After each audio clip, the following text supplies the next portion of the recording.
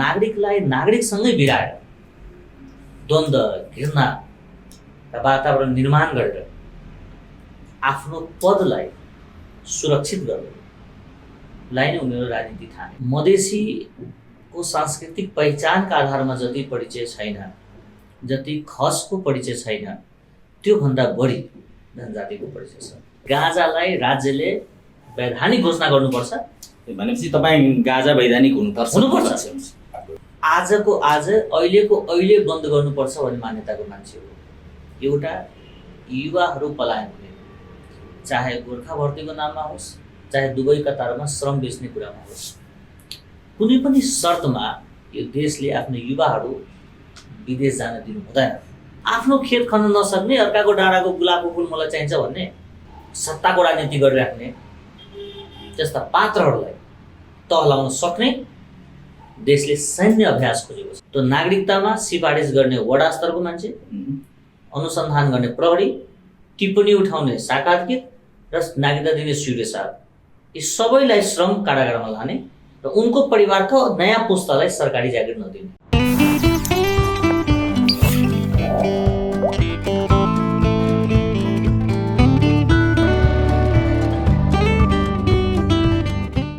मन्थन चुरेमा यहाँहरूलाई नमस्कार।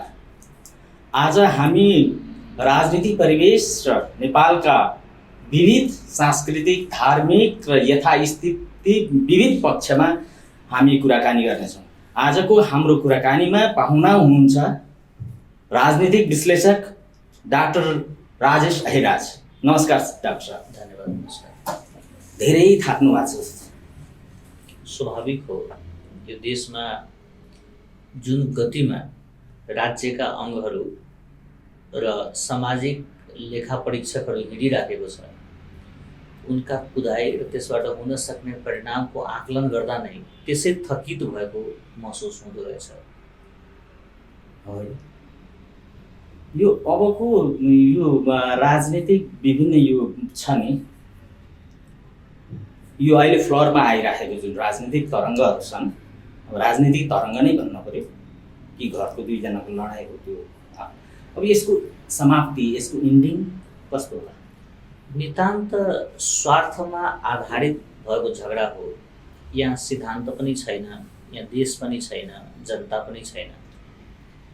भित्रभित्रै म, मेरो गुट र मेरो पूर्व अपराधको आजीवन संरक्षण, यी कुराहरू लुकेको छ। राज्य कमजोर भएर जसका हातमा हतकडी हुनु पर्थ्यो तिनका हातमा माइक भयो। जो कारागारभित्र आत्मालोचना, आत्मसमीक्षा गर्नु पर्थ्यो तिनी आज नेपालमा ज्ञान बाँड्दै हिँडेछन्। जो हरेक मोर्चामा असफल भए तिनलाई हामीले देश सफल बनाइदेऊ न भनेर पदमा राखिराखेका छौँ। व्यवस्था खराब भए भन्दै उनले व्यवस्था परिवर्तन गरे, तर त्यो व्यवस्थामा रहेका पिउनदेखि प्रधानमन्त्रीसम्म लुगा फेर्दै अर्को व्यवस्थामा फेरि तिनै आइपुग्यो। पात्र परिवर्तन भएन, सोच परिवर्तन भएन, कार्यशैली परिवर्तन भएन, शीर्षक मात्रै परिवर्तन भयो। र परिणाम त हामी युवाविहीन देश बन्दै गयौँ। हामी रोजगारीका लागि विदेश हिँड्नुपर्ने, बाँच्नका लागि, पेट पाल्नका लागि शरीर बेच्नुपर्ने नागरिक दयनीय जीवनमा बिताउन बाध्य भए र अपराधको राजनीतिकरण हुँदै गयो, राजनीतिको अपराधीकरण हुँदै गयो र समग्रमा नागरिकका विरुद्धमा, देशका विरुद्धमा नेताहरू विभिन्न शीर्षकमा दल खोले, जसका एउटै काम थियो कि नागरिकलाई खण्डित गर्ने, भूगोललाई खण्डित गर्ने, दलितलाई जनजातिसँग भिराउने, जनजातिलाई मधेसीसँग भिराउने, मधेसीलाई खससँग भिराउने, महिलालाई पुरुषसँग भिराउने, पुरुषलाई अर्कोसँग भिराउने, अर्थात् नागरिकलाई नागरिकसँगै भिराएर द्वन्द्व, घृणा र वातावरण निर्माण गरेर आफ्नो पदलाई सुरक्षित गर्नलाई नै उनीहरू राजनीति ठाने। स्थिति यस्तोसम्म भयो कि गाग्री चोरेका आरोपमा मान्छे जेल बस्नुपर्ने र मान्छेलाई जिउँदै गाडेकाहरू देशका सर्वोच्च ठाउँमा पुग्न सफल हुने। जनताका छोराछोरीको हातबाट किताब खोसेर बन्दुक थमाउने र खोसिएका किताब आफ्ना छोराछोरीलाई दिएर विदेश पढ्न पठाउने, जनताका सन्तानलाई यो बुर्जुवा शिक्षा पढ्नु हुँदैन भनेर हाम्रा गुरुवर्गलाई घाँटी रेट्ने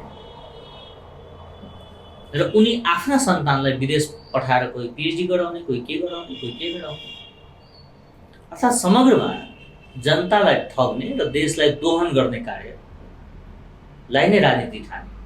तर यसमा फेरि एउटा दलको दोष छैन। फेरि यो त के देखियो भने मिलेर लुट्ने, छुटिएर रुने यो प्रक्रिया धेरै लामो समयदेखि आउँदै गयो।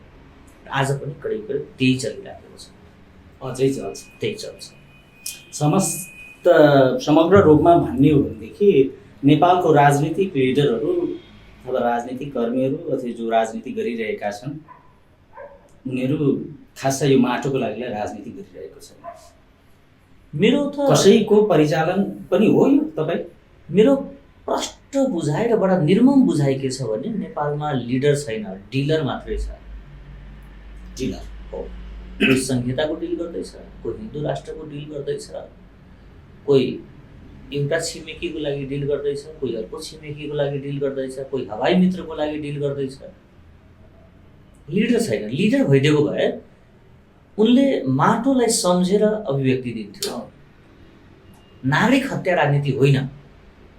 राज्य विरुद्धको लडाइँमा जनताको कुखुरा चोर्नुपर्छ भने कहीँ छैन। जनताका चेलीबेटीलाई बलात्कार गर्ने र राज्य विरुद्धको हाम्रो क्रान्ति चल्दैछ भन्ने, जनताको छोरालाई काट्ने, मार्ने, गाड्ने, राज्य विरुद्धको क्रान्ति गर्दैछु भन्ने, सिपाहीलाई गोली ठोक्ने, आइजिपीको खुट्टा ठोक्ने, गाउँपालिकाको सचिवलाई अपहरण गरेर लाने, मन्त्रालयको सचिवको खुट्टा हेर्न पाए हुँदैन ढोगिहाल्ने, ठुला पार्टीका ठुला नेतासँग डिनर गर्ने, लन्च गर्ने, त्यही पार्टीका साना कार्यकर्तालाई लखेटी लखेटी मार्ने, यो क्रान्ति हो? यो त अपराध हो। यो परिवेशको, यो स्थितिको अन्त कसरी होला? सानो जुन बाटोमा नेपालका दलपतिहरू हिँड्नु भएको छ, यो सामूहिक आत्महत्याको बाटो हो। उनलाई राज्यले सिद्ध्याउन सकेन भने जनताले सिद्ध्याउँछ। जनताले सिद्ध्याएन भने आफै सिद्धिनुपर्छ हो। त्यो मौका पाउँदैन होला, किनभने नेपालमा 17,000 पात्र मरेको, वंश विनाश भएको होइन। ती 17,000 वंश अहिले पनि नेपालमै छ, जीवितै छ। र जे कारणले हत्या गरियो, जे कारणले भगाइयो, जे कारणले उनका धन र धर्म लुटियो, त्यो उपलब्धि उनको भान्सासम्म पुग्न सकेन, उनका घरसम्म पुग्न सकेन। नेपालमा नागरिकले दिएको शहादत कसैलाई मुख्यमन्त्री बन्न, कसैलाई प्रधानमन्त्री बन्न, कसैलाई विदेशमा पैसा जम्मा गर्नको लागि होइन, देश बनाउनलाई दिएको थियो। र यो वा त्यो शीर्षकमा चाहे मधेसको आन्दोलनको नाम होस्, चाहे माओवादीको आन्दोलनको नाम होस्, अथवा गाईको नाममा भोट लिएर भाइले सांसद बनाउने कुरा होस्, समग्रमा जनता ठगिएको छ। र ठगिएका जनताहरू जुन दिन एकत्रित हुन्छन्, अर्थात् जुन दिन 77 जिल्लाको नागरिकहरू हामी नेपाली हौँ, हामी यो वा त्यो होइनौँ भनेर जुन दिन भित्री आत्मादेखि नेपालीहरू आपसमा मिल्छन्, तब ढुक्क हुनुहोस्, यी नेताहरूलाई एयरपोर्टसम्म पनि पुग्ने समय दिँदैन। म अलिकति हाम्रो नेपालको सामाजिक परिवेश जान चाहन्छु। अब जस्तो म एउटा कथित जनजातिको छोरा,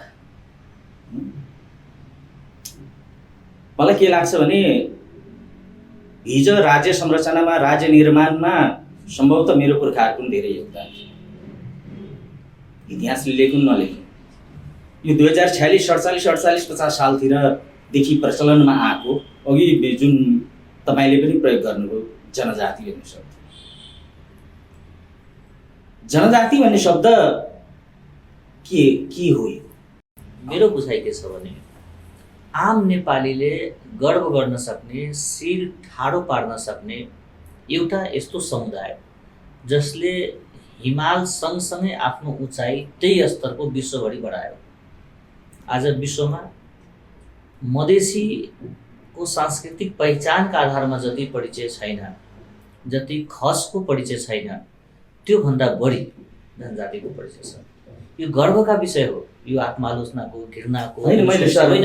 म आउँदैछु, तपाईँको विषयमा आउँदैछु। हाम्रो देशमा जति पनि जातीय, सामाजिक, सांस्कृतिक विविधताहरू थिए, यी भनेका हाम्रा लागि गहना थिए, आभूषण थिए, यी अङ्ग थिए। तर नेताहरूले यसलाई हतियार बनायो। नेताहरूले सबलीकरणको बाटोमा नगएर, आरक्षणको बाटोमा गएर, नितान्त व्यक्तिवादी चिन्तनमा गएर यो साङ्केतिक उपस्थितिलाई नै अधिकारको रूपमा व्याख्या गरिदिएर हाम्रो समुदायलाई थप खण्डित गर्ने काम गर्यो र जनतालाई कुनै पनि शर्तमा करदाता र मतदाता भन्दा माथि उठ्न दिनु हुँदैन भनेर अधिकांश नेताको सामूहिक चिन्तन यो तहमा गयो कि हामी आफूले मधेसी भएकोमा, जनजाति भएकोमा, दलित भएकोमा गर्व गर्न सकेन। देश मेरो हो, मेरो मतले तिनी जित्छन्, उनी मेरा जनप्रतिनिधि हुन्, निधिपति होइनन् भनेर हामीलाई एकत्वतर्फ जान दिएन। पृथ्वीनारायण शाहले नेपालको भौगोलिक एकीकरणको अभियान त थाले, तर त्यसपछि आत्मीय एकीकरण हुन दिएन। आत्मीय एकीकरण नभइदिँदा 77 जिल्लाका नागरिकहरू 77तिर फर्किन बाध्य भइदिँदा आज हामी छुट्टा छुट्टै पीडामा छौँ र हाम्रा नाममा राजनीति गर्नेहरू सामूहिक आनन्दको उपयोग गर्दैछ। मैले नि सर फेरि इन्डिकेट गरेँ जनजाति भन्ने शब्द। म 7 कक्षा, शिशु कक्षा, जुन म्याट्रिकसम्म पढ्दाखेरि, एसएलसीसम्म पढ्दाखेरि मैले काहीँ पनि जनजाति शब्द पढ्नै पाएँ। सायद तपाईँले पनि पढ्न पाउनु। अहिले जनजाति छ, त्यो शब्द कहाँबाट आयो, किन आयो, कुन प्रयोजनको लागि आयो, के त्यो शब्दभित्र षड्यन्त्र बोकेर आछ, कस्तो द्वन्द्वका आधारहरू बनाइएको छ। जस्तै मधेसी भनेको मेरो सामुदायिक पहिचान हो, राष्ट्रिय पहिचान मेरो नेपाली नै हो। तर विश्वमा सायद यो एउटा एकमात्र यस्तो संविधान होला जसले आफ्नो देशको नागरिकलाई एउटा शब्दमा समेट्न सकेन। संविधान त नेपालको हो नि। नेपालको 77 जिल्ला नेपालको संविधानका लागि नेपाल मात्रै हो। नेपालको 77 जिल्लामा रहेका नागरिकहरू नेपालको संविधानका लागि नेपाली मात्रै हुन्। तर संविधानले नै दलित कौमा, जनजाति कौमा, महिला कौमा गरेर समाजलाई खण्डित गर्ने काम, नेपालीत्वलाई खण्डित गर्ने काम, एउटा सिङ्गो नेपालीलाई खण्ड खण्डमा स्वीकार्ने काम संविधानले गर्यो हो। केही व्यक्तिका लागि यी अवसरका विषय भए, आरक्षण खोज्दै जानेहरूका लागि, अथवा म फलानु समुदायको छु त्यस कारणले मलाई ठाउँ पाउनुपर्छ भनेर अडान कस्नेहरूका लागि, केही औँलामा गर्न सकिने पात्रका लागि यी लाभका विषय होला। तर मेरा लागि जनजाति, मधेसी, दलित यी सहकार्यका र गर्वका विषय हुन्। हो, म सहमत छु तपाईँसँग कि नेपालका नेताहरू भोट ब्याङ्कको रूपमा यसको प्रयोग गरे, भावनात्मक दुरुपयोग गरे। नेपालका नेताहरूको चाहना के भइदियो भने जनजाति समुदायका युवाहरू यो वा त्यो शीर्षकमा नेपाल छोडेर बाहिर जाउँ, चाहे ब्रिटिस गोर्खामा जाउँ, चाहे हङकङ जाउँ, चाहे अरू ठाउँमा जाउँ, तर युवा पुस्ता नेपालमा नरहौँ। मधेसका युवाहरू दुबई जाओस्, कतार जाओस्, मलेसिया जाओस्, तर युवा पुस्ता नेपालमा नरहोस् भनेर यहाँका नेताहरूले षड्यन्त्र गरे। जुन कुरा राष्ट्रिय लज्जाको विषय हो त्यो कुरालाई यहाँका प्रधानमन्त्रीहरू राष्ट्रिय गर्वका विषयमा प्रस्तुत गरे कि मेरो देशका युवाहरू अहिले श्रम बेच्दैछ, मेरो देशका महिलाहरू आज शरीर बेच्दैछ, मेरो देशका युवाहरू आज विदेशीको खेत खन्दैछ। प्रधानमन्त्रीले त भनिदिनु भयो त, कतार बनायौँ, दुबई बनायौँ, सबै बनाइसकेपछि बोलाउनै पर्दैन, यी आइहाल्छ नि।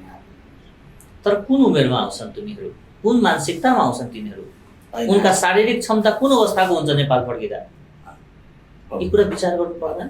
एउटा कुरा सोध्छु सर, ब्रिटिस आर्मी इस्ट इन्डियासँग जुन सम्झौता भयो, नेपालीहरू भर्ती जाने पनि त्यसको सर्टेन कास्टहरू छन्। अब त्यो कास्टहरूभित्रमा म एउटा के छ भनेदेखि 16 वर्षमा भर्ती नाप्न जान्छन्। उसको पढाइको बारेमा के करियरको बारेमा सबै कुरोहरू सकियो त्यो भर्ती नाप्न गइसकेपछि।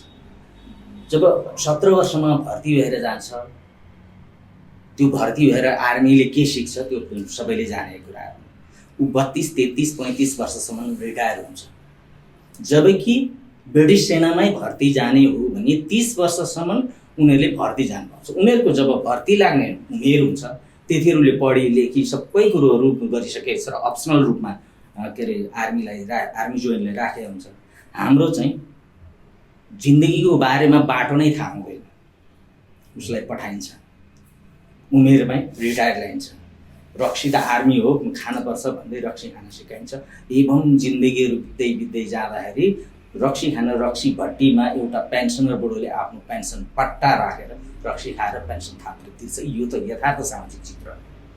अब एउटा कुरो के हो भने 17 वर्षमा भर्ती जाने, 35 वर्षमा रिटायर हुने, यो बिचको एज, यो क्रम चलेको भनेको 200 वर्ष भइसक्यो, 1 वर्ष होइन। तर अहिले राज्यको न कुनै राजनीतिक पार्टीको एजेन्डा बन्छ, न कुनै विश्लेषकहरूले यसको बारेमा विश्लेषण गरेर जनता सरकारलाई दबाब दिने काम गर्छ। यो यसको क्षतिपूर्ति नै बिहोर्ने हुने। म यसले निम्ताएको सामाजिक र पारिवारिक पृष्ठभूमिभित्र त्यो कहाली लाग्दो भित्र म पस्दिनँ। गोर्खा भर्तीको बारेमा तपाईँको विचार भन्नुहोस्। म 3टा कुरा आजको आज अहिलेको अहिले बन्द गर्नुपर्छ भन्ने मान्यताको मान्छे हो। एउटा, युवाहरू पलायन हुने, चाहे गोर्खा भर्तीको नाममा होस्, चाहे दुवै कतारमा श्रम बेच्ने कुरामा होस्। कुनै पनि शर्तमा यो देशले आफ्नो युवाहरू विदेश जान दिनु हुँदैन। त्योभन्दा राम्रो अपर्च्युनिटी दिएर नेपालमै राख्नुपर्छ। यी बाख्राहरूले नेपालकै खेत खानुपर्छ, नेपालकै समाज बनाउनुपर्छ, देशै बनाउनुपर्छ भन्ने पक्षको मान्छे हो। त्यही भएर गोर्खा भर्ती केन्द्र, अरू पनि खालका युवा पलायन हुने, देश छोडेर जानुपर्ने, परिवार छोडेर जानुपर्ने सबै खालका भर्ती केन्द्र म आजै बन्द गर्नुपर्छ, अहिले बन्द गर्नुपर्छ भन्ने मान्छे हो। दोस्रो कुरा, जति पनि आइएनजिओहरू छ त्यो 24 घन्टामा बन्द गर्नुपर्छ।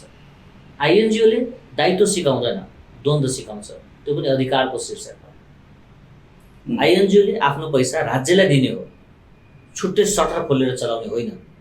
एनजिओवालाहरूले करोडौँ ल्याएर लाखौँ बाँडेर समाजसेवी बन्ने होइन। एनजिओले आफ्नो सदस्यको बिचबाट सामग्री उठाउने, पैसा उठाउने र बाँड्ने, अन्तबाट मागेर ल्याएर दाता बन्ने होइन। त्यही भएर आइएनजिओ 24 घन्टामा बन्द गर्ने र सबै एनजिओलाई पत्रचार गर्ने कि आजको मितिबाट तपाईँले आफ्नो सदस्य मध्येबाट व्हाइट मनी सङ्कलन गरेर समाजसेवा गर्नुहोस्। करोडौँ ल्याउने, लाखौँ बाँड्ने र समाजसेवी छु भन्ने दाबी गर्ने, यो चाहिँ बन्द गर्नुपर्छ। तेस्रो र महत्त्वपूर्ण कुरो, नेपालमा रहेका जति पनि दूतावासहरू छन् ती दूतावासले दिने सहयोग राज्यलाई हो, नागरिकलाई होइन। एम्बुलेन्स दिनेले स्वास्थ्य मन्त्रालयलाई दिनु पर्यो, छात्रवृत्ति दिनेले शिक्षालाई दिनु पर्यो, सडक बनाउनेले भौतिक योजनालाई दिनु पर्यो। मेरो अनुहार मन परेको भरमा मलाई बोलाएर मलाई विद्यालय दिने होइन, कसैलाई बोलाएर छात्रवृत्ति बाँड्ने होइन कुनै दूतावासले। मेरो देशको कुन भूगोलमा, कुन समुदायमा, कुन परिवारमा कसलाई शिक्षाको खाँचो छ त्यो निर्कुल मैले गर्ने हो, मेरो देशले गर्ने हो, मेरो राज्यको व्यवस्थाले गर्ने हो। त्यही भएर युवाहरूको पलायन बन्द हुनुपर्छ। एनजिओ आइएनजिओहरूलाई 100% व्यवस्थित गर्नुपर्छ।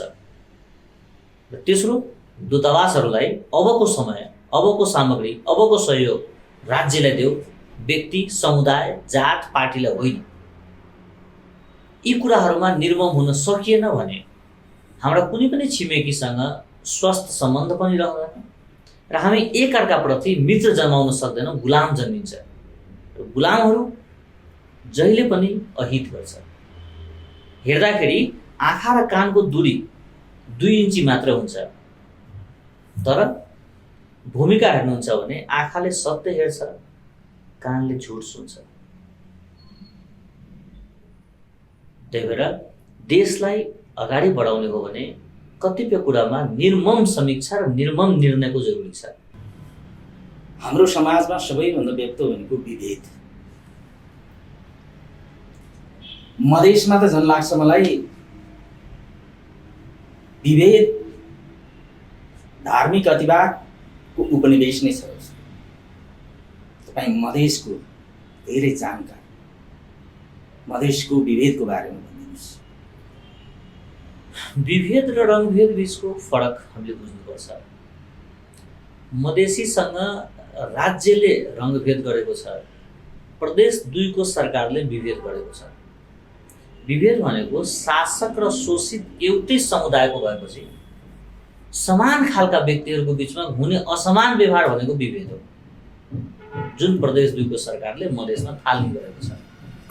रङभेद जन्मका आधारमा, छालाका आधारमा, भूगोलका आधारमा हुन्छ, जुन राज्यले दलित, जनजाति, मधेसी सबैसँग गरिराखेको छ। तर सामाजिक समस्याको राजनीतिक समाधान सम्भव छैन। सुन्दा निर्मम लाग्ला, तर मधेसका समस्या, जनजातिका समस्या, दलितका समस्या लगायतका जति समस्या तपाईँले देखिराख्नु भएको छ, यी विशुद्ध सामाजिक समस्या हो। सामाजिक समस्याको राजनीतिक समाधान कहिले पनि सम्भव छैन। जब जब सामाजिक समस्याको राजनीतिक समाधान खोजिन्छ तब तब माटो रक्त रञ्जित हुन्छ। यसको समाधान सिम्प्याथीका आधारमा हुने हो, समभावका आधारमा हुने हो, चेतनाका आधारमा हुने हो। आजको समयमा कुनै जनजातिलाई कसैसँग सहानुभूतिको खाँचो छैन, समान अनुभूति भएको छ। मधेसीलाई कसैको सहानुभूति चाहिएको छैन, समान अनुभूति भएको छ, इम्प्याथी भएको छ। र चेतनाका रूपमा बढ्ने कुरा तपाईँलाई स्मरण होला कि जो मान्छे नेपालमा जातीय राजनीति गर्छ त्यही मान्छे नेपालको एयरपोर्टबाट विदेश ओर्लिने बित्तिकै ऊ बस्ने होटलमा कसैलाई सोध्दैन कि तन्नाउ छ भने मान्छे कुन जातको हो, खाना कुन जातको मान्छेले पकाउँछ, रिसेप्सनमा कुन जातको मान्छे छ, ऊ सोध्दैन। तपाईँ यहाँ ओर्लिने बित्तिकै ऊ एयरपोर्टका कर्मचारीहरूमध्ये मधेसी छ कि छैन, दलित छ कि छैन, जनजाति छ कि छैन भने खोजेर आउँछ। म दर्जन यस्ता बुद्धिजीवीहरूलाई चिन्छु जसले आफ्ना छोराछोरीलाई अङ्ग्रेजीमा पढाउँछ, तर उसले के चाहन्छ भने देशमा जनजातिकै भाषामा अरू बच्चाहरूले पढोस्। उसको बच्चा चाहिँ अङ्ग्रेजीमा पढेर विश्वसँग प्रतिस्पर्धा गर्नु पर्यो।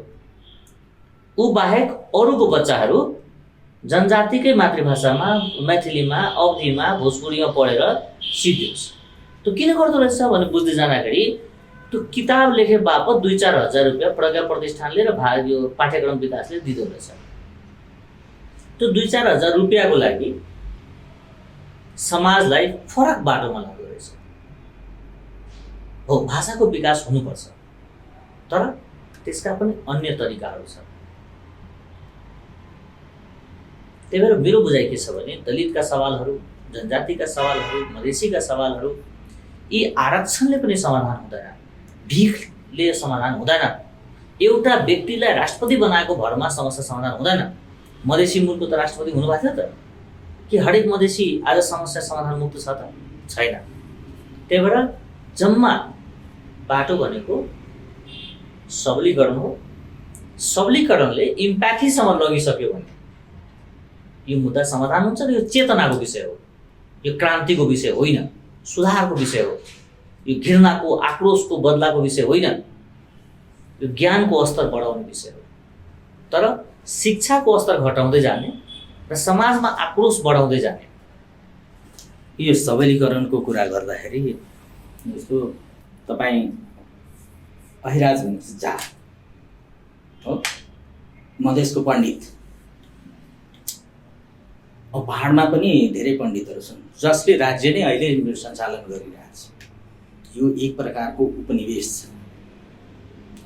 जस्तो तपाईँलाई मैले त्यो भन्न खोजिरहेको छु, जस्तो तपाईँले रातो टिका लगाइदिनु भएको छ, यहाँ लगाइदिनु भएको छ, तपाईँलाई परैबाट प्रष्ट देखिन्छ उच्च जातिको। अनि आखिर राज्यले राखेका थोपरिएका विविध विसङ्गतिहरू छन्, त्यसको त्यो देख्दाखेरि त्यहाँ एक प्रकारको त्यहाँ अनि सबलीकरणले कसरी काम गर्नु, साइकोलोजिकल्ली त काम गर्नु पर्यो सबलीकरण। मैले सबलीकरणसँग चेतना भन्ने शब्द प्रयोग गरेँ तपाईँलाई। र आज होइन, मैले त्यो चेतनाकै कुरा तपाईँ पिएचडी गरिसकेको मान्छे हुन त तपाईँको आफ्नो आस्था हुन्छ, व्यक्तिगत आस्था हुन्छ, त्यसमा कसैले केही भन्न पाउँदैन। तर पनि सर हेर्दाखेरि रातो टिका लगाएर मेरो यो अनजायज क्वेसन होला यहाँको लागि, मलाई लागेको हो। अनि हेर्दाखेरि उहाँ चाहिँ पण्डित हुनुहुँदो रहेछ, यहाँ चेतना कहाँ? चेतना त उहाँ पण्डित हुनुहुँदो रहेछ भन्ने चेतना हुन्छ। सबभन्दा तपाईँहरू जस्तो आइडल मान्छे, तपाईँहरू जस्तो उदाहरणीय मान्छेले सबलीकरणमा आफै त्यो भूमिका निर्वाह गर्दै हिँड्दिए भने न छिटो आउला भन्ने कुरो हो। तपाईँसँग सहमत छु। र तपाईँसँग अर्को पनि एउटा मैले जानकारी के गराउँ भने ब्राह्मण भनेको जात हुँदैन, होइन, ब्रह्मज्ञानी ब्राह्मण हो। तर यहाँ त तपाईँले आज त्यो त नेताले विभिन्न कुरा गरेको छ, त्यसमध्ये यो पनि एउटा हो। तपाईँ आज जसका लागि आरक्षणको शीर्षकमा कुरा गर्दै हुनुहुन्छ, तपाईँलाई स्मरण गराउँ कि नेपालको पहिलो शासक गोपाल वंश र महेशपाल वंश थियो। इतिहास त मान्नुहुन्छ नि? इतिहास मान्नुपर्छ, खोज्नुपर्छ। गोपाल वंश र महेशपाल वंश नेपालको पहिलो शासक हो नि। ती भनेका मधेसका यादवहरू हो नि, हो। लिच्छवी, किराँत लगायत तपाईँ सम्झिनुभयो भने नेपालमा आरक्षण कसले माग्दैछ भन्दाखेरि हिजो जो शासक थियो आज उसले माग्दैछ। अब माग्न बाँकी भनेको त राणा र शाहहरू मात्र हो नेपालमा आरक्षण माग्न बाँकी। नभए लिच्छवी सम्झिनुहोस्, किराँत सम्झिनुहोस्, गोपाल वंश सम्झिनुहोस्, मल्लहरू सम्झिनुहोस्। तपाईँ सम्झिनुहोस् त, हिजो जो यो देशका शासक थिए आज ती आफ्नो नाम आरक्षणमा लेखाइराखेको छ। यो गर्वको विषय होइन, लज्जाको विषय हो। लज्जाको विषय। आफ्नो खेत खन्न नसक्ने, अर्काको डाँडाको गुलाबको फुल मलाई चाहिन्छ भन्ने बिल्कुलै होइन। आरक्षण त सहीमा सोध्नुहुन्छ भने आरक्षण भनेको 20 वृक्ष हो। यसले समाजलाई खण्डित गर्छ। हिजो जनजाति भनेपछि एउटा ढिक्कै थियो। जब आरक्षणको व्यवस्था भयो, जनजाति कतिवटा क्लस्टरमा गइसक्यो, सम्झिनु त। हिजो मधेसी भनेपछि एउटा ढिक्का थियो, आरक्षणको कुरा आयो। मधेसमा ब्याकवार्ड, फरवार्ड, हिन्दू, मुस्लिम, थारू, मारवाडी, चौधरी, के यति धेरै क्लस्टरहरू बढ्दै गयो। ब्याकवार्डभित्र पनि चरम ब्याकवार्ड, अलिक कम ब्याकवार्ड बढ्दै गयो।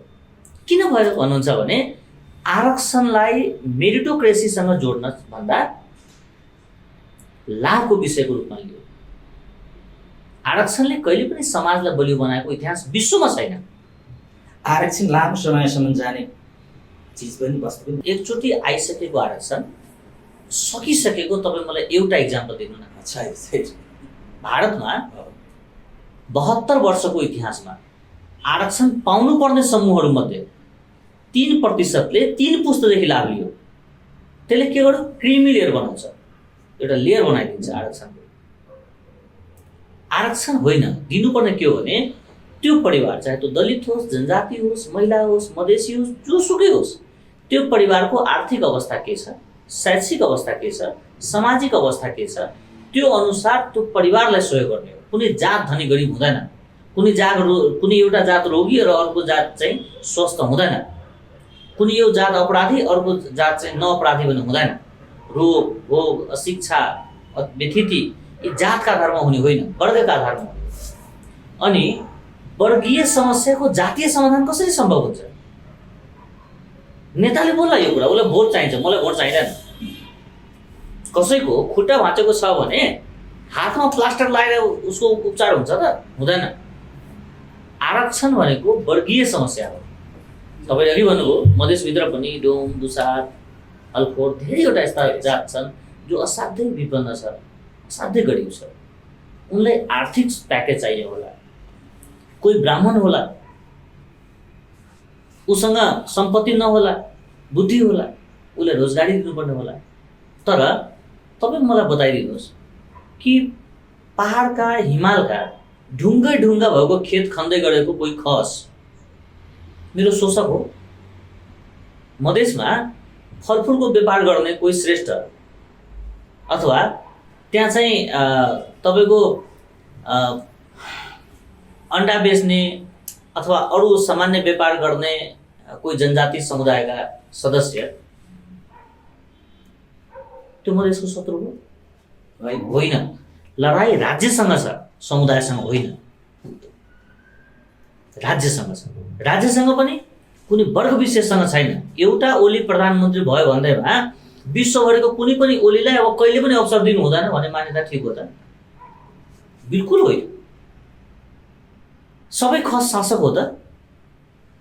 सबै मधेसी पीडित हो त? दर्जन मधेसीलाई चिन्छु जो नेपालमा 2 महिना बस्छ, अमेरिकामा 10 महिना बस्छ। मैले हेरेको छु आरक्षणको शीर्षकमा अरबपतिहरू मधेसी कोटाबाट सांसद भएको, जसलाई राजनीतिको र पनि थाहा छैन। मैले हेरेको छु आरक्षणको शीर्षकमा अङ्गीकृत नागरिकहरू सांसद भइदिएको, जो आफै नेपाल आएको 10 वर्ष भएको छैन। को मारियो? म जस्ता राईथानेहरू मारे। त्यही भएर विदेशीले आफ्नो द्वन्द्व उन्मुख विचारहरू ल्याइदिने र बुद्धिजीवीका नाममा द्वन्द्वजीवीहरू त्यसलाई व्याख्या गरिदिने स्थिति यति बिग्राल भयो कि आज मात्रै नेपाल ओर्लेको एउटा विदेशीलाई कोही पोखरेल थरको मान्छे भेट्न गयो भने त्यो विदेशीले उसलाई उल्टो सोध्दो रहेछ, तपाईँ दुध पोखरेल हो कि पानी पोखरेल हो भनेर सोध्दो रहेछ। यतिसम्म समाजलाई खण्डित गर्ने। जन्म भनेको मेरो चोइस हो र होइन नि। त्यही भएर कोही मान्छे कुनै जात कुनै परिवारमा जन्मेकै आधारमा राज्यले दिने भनेको जन्मदर्ता र खोपहरू अवसरको लागि सबलीकरणमै जानुपर्छ। सुन्दा निर्मम हो तर त्यो दीर्घजीवी हो। सहमत कहाँनिर छु भने यदि लोकसेवालाई 50 जना जनजाति युवा चाहियो साक्षात गीतमा भने लोकसेवाले 500 जनजाति युवालाई 1 वर्षसम्म खाने, बस्ने, तालिम दिने, काफी किताब किनिदिने, लुगा किनिदिने सबै खर्च राज्यले बिहोरिदिनुपर्छ। त्यसलाई अध्ययनमा लगानी गरिदिनुपर्छ। 10 जना मधेसी चाहिन्छ, 500 मधेसी युवालाई लोकसेवाले प्रशिक्षित गर्नुपर्छ। तर फर्म भर्दाखेरि छुट्टा छुट्टैमा टिक लाउने होइन, नेपालीमै टिक लाएर छिर्नुपर्छ, सिङ्गल डोरबाट छिर्नुपर्छ। तपाईँ सम्झिनुभयो भने तपाईँका पनि धेरै मित्रहरू नेपाल सरकारको जागिरै होला। आरक्षण कोटाबाट जागिर खाएकाहरू जीवन पर्यन्त कुण्ठामा बस्दो रहेछ। अरू चाहिँ नेपाली, ऊ चाहिँ फरक होइन। ठिकै छ। यो लोकसेवाको कुरा गर्दाखेरि कतिपय विद्वानहरू, कतिपय व्यक्तिहरू लोकसेवा नै चाहिँदैन। लोकसेवामा अब जस्तो एउटा तामाङको छोरा लोकसेवा दिन गयो भनेदेखि सबै कुरोहरू फिटफाट हुन्छ। आर्मीकी कुरा गर्ने भनेदेखि उसको मौखिक जब आउँछ नि, त गाई मार्यो खायो भन्ने, गाई मरेर मैले खाएँ भन्दाखेरि गाई मार्यो खाएँ भन्दाखेरि जेल गएका त्यो छ। त्यहाँ त लोकसेवाले त लोकसेवा के छ सर? के बुझ्नुपर्ने? लोकसेवाको के पढ्न पर्ने? सफल देशमा एकजना टिचर लोकसेवा पास गर्छ, ऊ स्कुल नगए पनि भयो, गए पनि भयो। यो त व्यथिति भयो, सिद्धान्त भएन, व्यथिति भयो। होइन, त्यस सफल देश भनेको के हो भने जहाँ नागरिकले सरकारी जागिर सबभन्दा अन्तमा चुज गरोस्। म फेरि दोहोऱ्याउँछु, जहाँ नागरिकले सरकारी जागिर सबभन्दा अन्तमा चयन गर्नु भनेको देश सफल हो। सफल देश त्यो हो जहाँ नागरिकलाई खानेपानी मन्त्री को हो, सिँचाइ मन्त्री को हो, गृह मन्त्री को हो मतलब नहोस्। त्यो देश र त्यो डेमोक्रेसी सफल हो जहाँ नागरिकलाई को मान्छे को मन्त्री छ उसलाई मतलब नहोस्। उसलाई नागरिक सरह कानुन बमोजिम समान हैसियतबाट उसले न्याय पाओस्, त्यो मात्र सफल हुन्छ। हाम्रो देशमा के छ भने द्वन्द्वका लागि नयाँ नयाँ आधारहरू खोज्ने काम हुन्छ हामी कहाँ। देश गरिब छ। तपाईँले थाहा होला आजभन्दा 2 वर्ष पहिला सिंहदरबार भित्रै कुकुर व्यवस्थापन गर्नको लागि 2 करोड रुपियाँ निकालेको थियो। तपाईँलाई थाहा छ नि? हामी धेरै नेपालीलाई थाहा छ कि सिंहदरबार भित्रका भवन सम्पन्न कागज लिएको छैन। सिंहदरबारको पर्खालसँगै अनामनगरमा टेलिफोनका तारहरूमा अल्झेर मोटरसाइकल दुर्घटना हुने हामी धेरै समाचार हेर्दैछौँ। यही काठमाडौँले, यही भक्तपुरमा कृषि क्रान्ति पुर्याउन सकेको छैन। 10 किलो हरियो साग भक्तपुरबाट काठमाडौँ ल्याइ पुर्याउन 35 किलोको फलामको त्यो भारी बोकेर नेवार समुदायका हाम्रा किसानहरू भक्तपुरबाट आउनुहुन्छ। तपाईँले आफ्नो आँखाले हेर्नुभएको होला कि 1 रोप्ने जग्गा खन्न पुरा परिवार 3 दिन लाउँछ सानो सानो कुटलुले। क्रान्ति त्यहाँ पनि पुगेको छैन। पाटनमा पानी छैन, कीर्तिपुरमा शुद्ध हावा छैन। अनि यहाँबाट 400 किलोमिटर पर फलानो सहरमा किन यो भएन भनेर गुनासो गर्नुको कुनै तुक छैन। यो आक्रोश हुन सक्छ। सच्चाइ के हो भने मेरो देश भित्रबाट कमजोर छ। राज्य बलियो हुन सकेन। हामीले सधैँ दलीयकरणलाई राष्ट्रियकरण सोच्यौँ, दलीयकरणलाई राजनीतिकरण सोच्यौँ। हामीले सरकार बलियो गर्यौँ, राज्य कमजोर गर्दै गयो। राज्य बलियो भइदिएको भए आज तपाईँले उठाएका 70-80% प्रश्नहरू उठाउनको लागि नै अयोग्य प्रश्न हुन्थ्यो, किनभने राज्य कमजोर भयो। मैले अघि नै यहाँलाई भने कि राज्य कमजोर भएका कारणले जसको हातमा हतकडी हुनु पर्थ्यो तिनका हातमा माइकहरू छ। यही कार्यक्रमको सुरुवातमा 77 जिल्लामा 77 जातको सिडिओ राख्ने हो, अथवा जुनसुकै जातको नेपाली सिडिओ भए पनि सबै नेपालीलाई बराबर व्यवहार गर्ने औकात भएको मान्छे राख्ने हो। हामीले के गर्थ्यौँ? देशलाई मानवीय सङ्ग्रहालय बनाउँदै जाने हो, अथवा देशलाई सबलीकरण सहितको सफल, सक्षम, समृद्ध नेपाल बनाउने हो? कता जाने हो? समृद्ध नेपाल बनाउन जाने। समृद्ध नेपाल बनाउनको लागिलाई यहाँ रहेका मैले विभिन्न भाषा, कला, संस्कृतिहरू विभिन्न छन् नि, सबलीकरणको नाममा सबै एकै ठाउँमा बुटुटुटु पटालाएर त भएन। होइन, सबैलाई समान गर्नुपर्छ। हरेक भाषालाई खै त हरेक होइन। यसो छ, तपाईँले उठाएका प्रश्न सैद्धान्तिक हो, तपाईँले खोजेका कुरा चाहिँ व्यथितिसँग हो। यो दुइटा मिल्दैन। सैद्धान्तिक रूपबाट कसरी जाने भनेर पहिला तय हुनु पर्यो र त्यो अनुसारको व्यवहार हुँदै जानु पर्यो। तपाईँ आफ्नो सभ्यता, आफ्नो संस्कृति, आफ्नो रीतिसिति तपाईँले मान्न पाउनु पर्यो। र मैले टीका लाएर हिँडेकोमा प्रश्न उठ्न पाउनु भएन। मेरो आफ्नो आस्था हो। त्यो त मैले त्यही भएर कि तपाईँले मेरो आस्थालाई सम्मान नगरिदिने हो भने द्वन्द्वको सुरुवात त त्यहीबाट हुन्छ। मैले अघि नै भने कि नेपालमा त्यो त नेताले गर्छ। मैले भने नि, नेताले नेपालीलाई करदाता र मतदाता भन्दा माथि उठ्न नदिनका लागि जात जात, वर्ग वर्ग, क्षेत्र क्षेत्र, भूगोल भूगोल छुट्याउने हुने हो। तर उनले छुट्याएको भरमा हामी छुट्टिन तयार भयौँ त। हाम्रो पनि गल्ती हो नि त। आज मधेसमा बाढी हुँदा पहाड र हिमालका नेपालीले चित्त नदुख्नु, पहाडमा पहिरो जाँदा मधेसका मान्छेले चित्त नदुख्नु, हामीले कस्तो समाज बनाएका छौँ? हामीले देशलाई कता लाँदैछौँ? हिउँ पहिरो आउँछ, सयौँ परिवारहरू तपाईँको त्यही पहिरोभित्र मर्न बाध्य छन्। तर त्यसका लागि मधेस केन्द्रित नागरिक समाजले बोल्दैन, मधेस केन्द्रित दलले बोल्दैन, मधेसका इन्टेलेक्चुअलहरूले बोल्दैन, अरू पनि मान्छेले बोल्दैन। बाढ आउँछ, गाउँका गाउँ बगाएर पानी लगिदिन्छ। त्यसका लागि जनजाति बोल्दैन, त्यसका लागि काठमाडौँको दलित बोल्दैन, त्यसका लागि अरू पार्टी बोल्दैन। भनेपछि खण्डित मानसिकता लिएर साझा नेपाल बनाउने हिँडेका हामीहरू कहाँ पुग्छौँ? होइन, कसैलाई मेरो यो छ भनेर वेदना पोख्नु खण्डित हो जस्तो चाहिँ मलाई।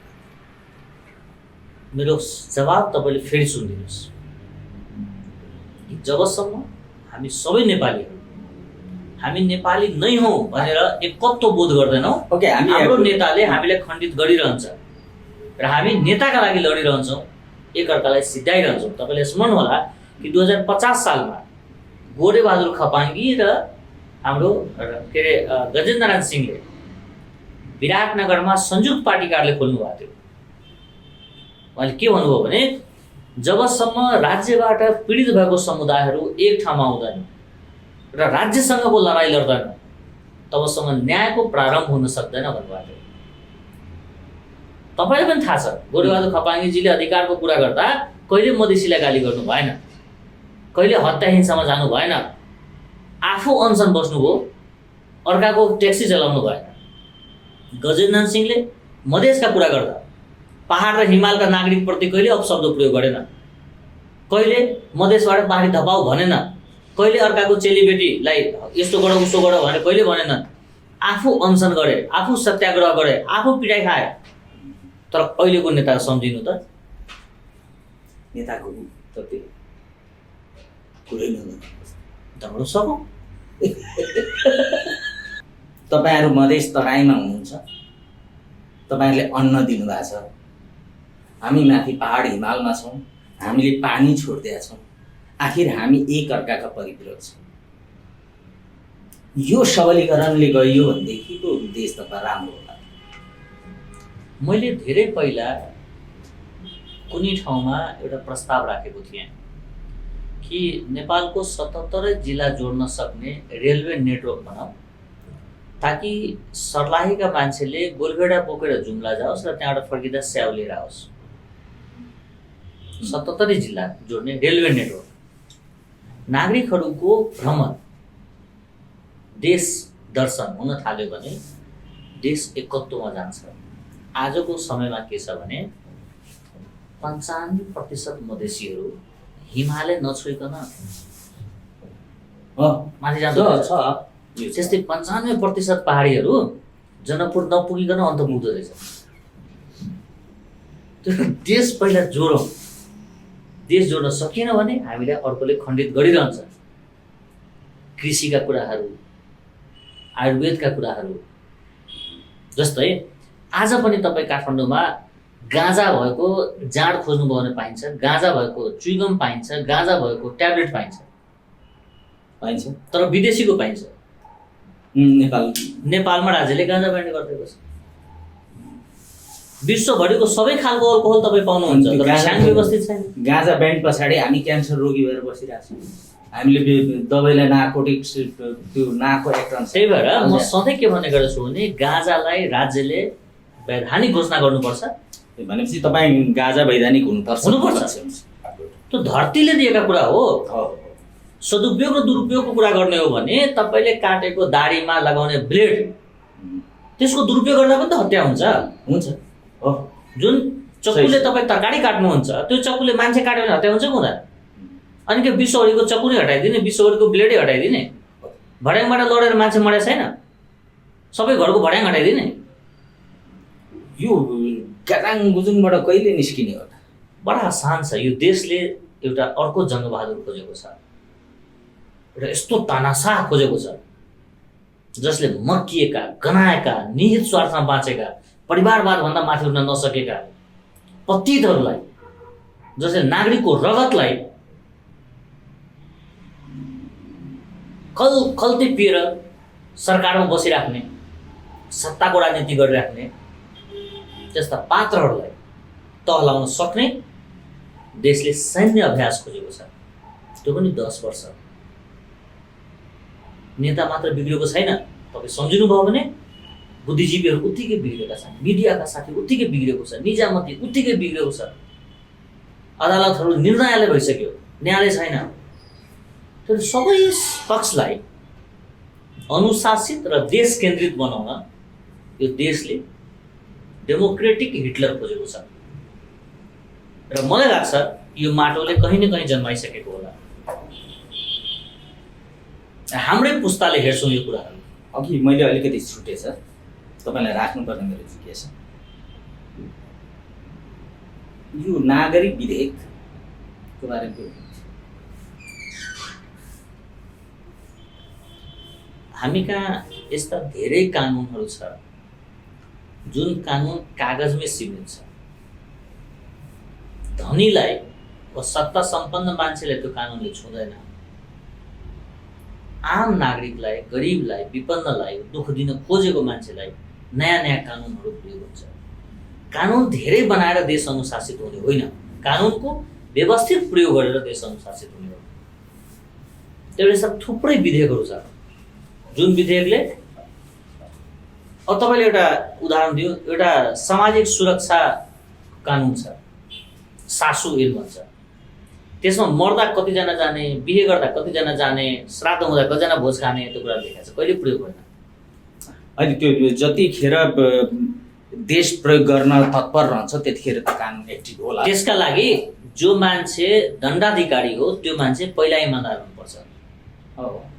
चोरहरू मिलेर सिपाहीलाई समातेर डाँगालाई बुझाउने होइन। अनि मैले यहाँको जिज्ञासा जान्न खोजेको कुरो के भनेदेखि, अब देश जब सक्षम हुन्छ, जब आफ्नो देशको नागरिकलाई सम्पूर्ण चिजहरू, सुख सुविधाहरू सम्पन्न बनाउँछ र यही देशमा आइरहेका, गरिरहेका, कर्म गरिरहेका नागरिकहरूलाई नागरिकता दिनुपर्ने इन्टरनेसनल नियम पनि होला, है। तर हाम्रो देश त हामी नागरिक दिएर पाल्नै सक्दैनौँ, हाम्रो आफ्नै नागरिक पाल्न सकेका छैनौँ, विदेशी एडबाट सरकार चलाउनु परेको छ। यो अवस्थामा नागरिक विधेयक अगाडि ल्याएर नागरिक बट्टाबट्टी बाँड्नुको पछाडि के लाग्छ तपाईँलाई? यो देशमा नेताहरूले नागरिकसँग कुनै पनि तहबाट प्रेम गर्दैन। नभए यो विश्वको यति सुन्दर र अनुपम देश हो कि तपाईँ बिहानको खाजा असाध्यै चिसो ठाउँ सगरमाथाको काखमा खान सक्नुहुन्छ भने त्यही दिन दिउँसो तपाईँ राजविराजमा खल्ती पसिना आउने ठाउँमा जान सक्नुहुन्छ। स्वर्ग जस्तो सुन्दर भूगोलमा राक्षसहरूको बास भइदिएर हामीलाई अस्त व्यस्त बनाइदिएको छ। त्यही भएर देशलाई अनुशासित बनाउन, नागरिकता कसलाई दिने कसलाई नदिने त्यो राज्यको कुरा हो, होइन तपाईँ पाउँदैछु। तर नेपालमा नागरिकताको समस्या किन समाधान हुँदैन भन्नुहुन्छ भने यो नागरिकताको समस्या यो लेनदेनको विषय हो, हाकिम साहबहरूले बेच्ने हो। त्यो नेताले कानुन बनाएर हुँदैन। जसले किन्छ उसलाई हामीले दण्ड दिन्छौँ, जसले बेच्छ उसलाई हामीले पेन्सन दिन्छौँ। हाम्रो पनि त नियत खराबै हो नि। 500 रुपये में इधर नेपाल का नागरिकता मिलेगा भनेर बिहाको अनि जसले बेच्छ त्यो त कर्मचारी हो नि। किन्ने मान्छेलाई तपाईँले दण्डित गर्ने, बेच्ने मान्छेलाई तपाईँले चाहिँ प्रमोसन गरेर पेन्सन दिएर राखिराख्ने होइन। यो नागरिक विधेयक त सरकारले दिएको जुन विधेयक नै पास गरिदिइसक्यो, बडा सजिलो छ। मैले चाहिँ आजभन्दा होइन त 5-7 वर्ष पहिलादेखि भन्दैछु, नेपाल जस्तो मुलुकमा एक लाइनको कानुन बनाउने, अङ्गीकृतलाई राजनीतिक अधिकार नदिने, बाँकी सब अधिकार दिने। अङ्गीकृतले भोट दिन नपाउने, उम्मेदवार हुन नपाउने, देशको राज्य व्यवस्थामा राजनीतिक तहबाट कहीँ नियुक्ति हुन नपाउने, बाँकी सबै खालको अधिकार दिने, व्यापार गर्न दिने, कानुन बमोजिम जीवन बाँच्न दिने। अहिले जसरी अङ्गीकृतहरू यो वा त्यो शीर्षकमा नेपालको राजनीतिमा छिरिराखेको छ, यदि अङ्गीकृतहरूको राजनीतिक अधिकार कायम रहने हो भने अबको 15 वर्षमा तपाईँ हेर्नु होला यो देश 100% अङ्गीकृतको कब्जामा जान्छ। 100%। र यहाँका रैथानेहरू, यहाँको वंशजहरू अङ्गीकृतले बनाइदिएको कानुन पालन गरेर, उनका दासत्व स्वीकार गरेर यहाँ बस्नुपर्छ यो देशमा। र अहिले तत्काल हिजो यो 2063 सालतिर ल्याइएको नागरिक विधेयक तपाईँको नजरमा बैठेकै थियो? मैले त गैर नेपाली कुनै पनि शर्तमा कुनै पनि भूगोलको यदि छ भने उसलाई नागरिकता दिनु हुँदैन, दिएको छ भने छानबिन गरेर खारिज गरिदिनुपर्छ। र नागरिकता खारिज गर्दा त्यो नागरिकतामा सिफारिस गर्ने वडा स्तरको मान्छे, अनुसन्धान गर्ने प्रहरी, टिप्पणी उठाउने शाखाधिकृत र नागरिकता दिने सिडे साहब, यी सबैलाई श्रम कारागारमा लाने र उनको परिवारको नयाँ पुस्तालाई सरकारी जागिर नदिने। नागरिकता राष्ट्रियतासँग जुडेको सामान्य भ्रष्टाचार होइन। हस् त, धन्यवाद डाक्टर साहब, टाइम दिनुभयो। यहाँलाई धेरै धेरै धन्यवाद। तपाईँको लोकप्रिय कार्यक्रममा बोल्ने मौका दिनुभयो, खुसी लाग्यो।